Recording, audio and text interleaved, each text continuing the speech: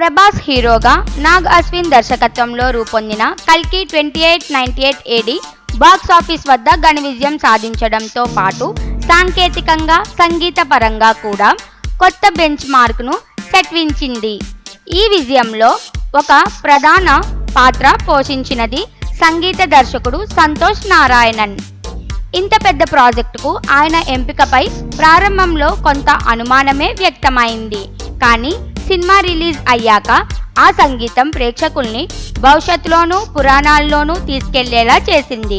ముఖ్యంగా యాక్షన్ సన్నివేశాల్లో దేవతల పరంగా ఉన్న సీన్లలో ఆయన ఇచ్చిన బ్యాక్గ్రౌండ్ స్కోర్ సినిమాకు స్థాయిని పెంచేసింది. ఇప్పటికే కల్కి పార్ట్ 2 కోసం సంతోష్ మరోసారి పనిచేయబోతున్నారనే వార్తలు బయటకు వచ్చాయి. అంతేకాదు తమిళంలో సూర్యతో చేసిన రెట్రో అనే చిత్రానికి కూడా ఆయనే ఇచ్చిన సంగీతం చాలా పాజిటివ్ రెస్పాన్స్ తెచ్చుకుంది.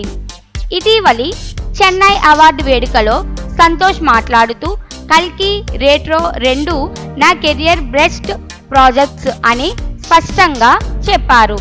ఇక కల్కి 2 కోసం ఆయన సంగీతం మరింత హై లెవెల్లో ఉండబోతోందన్న అంచనాలు ఇప్పటికే మొదలయ్యాయి.